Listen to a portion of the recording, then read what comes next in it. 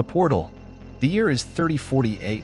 Planet Earth has been devastated by numerous wars between various countries and various types of epidemics, finally succumbing to a final conflict where world powers ended up destroying each other, causing chaos and famine, the extermination of humanity through nuclear explosions and all kinds of highly advanced technological weapons, almost completely eliminating terrestrial flora and fauna, animal life, and leaving futuristic cities and metropolises destroyed.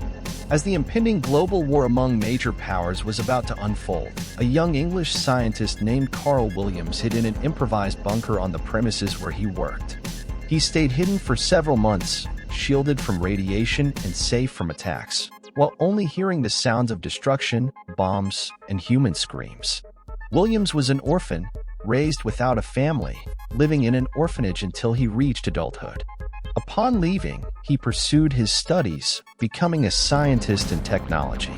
When he hid in the bunker where he worked, he managed to stockpile a good amount of canned food and other survival products, thus emerging unscathed from all the destruction. He knew that, just as his laboratory had energy reactors, there were still scientific centers searching for more people and technology, with the intention of rebuilding civilization. So, after a long time, he decided to emerge from the bunker and see how the city was after all the chaos and destruction. Williams could hardly believe what he saw. The city that was once futuristic and technologically advanced was now reduced to rubble, total destruction. The buildings were all burnt, destroyed by bombs, and wherever he went, there were only remnants of civilization mixed with twisted metal and complete silence. A sinister landscape, a macabre journey, very different from what had once been the beautiful center of much splendor and people bustling about living their lives. Soon he realized he was alone, with no one else around. Humanity had been annihilated. Perhaps there were survivors, but they would be very far away. Williams decided to explore and seek out technological centers in search of answers and to see if there were survivors or any way to reactivate energy through internal reactors of existing scientific bases.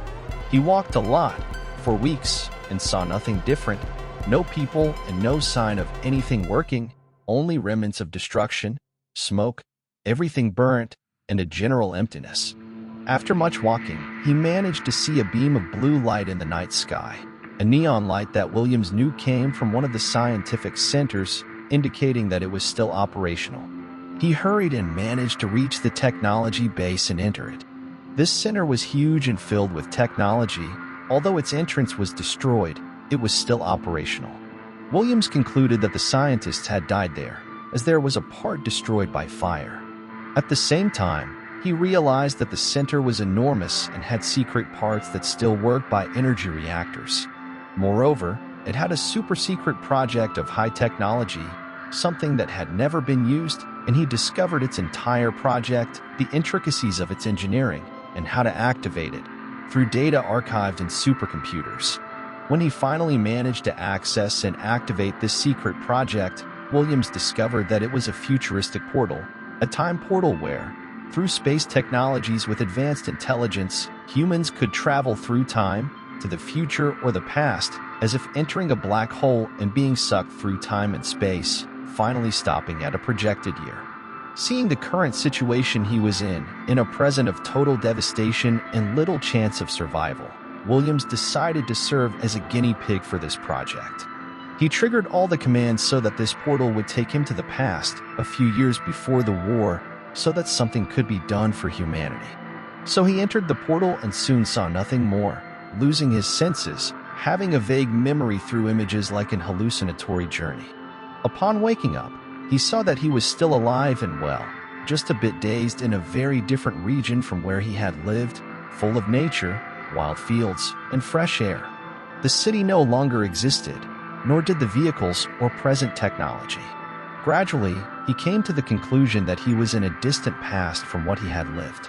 Soon people appeared who began to talk to him and made friends, welcoming Williams into their midst.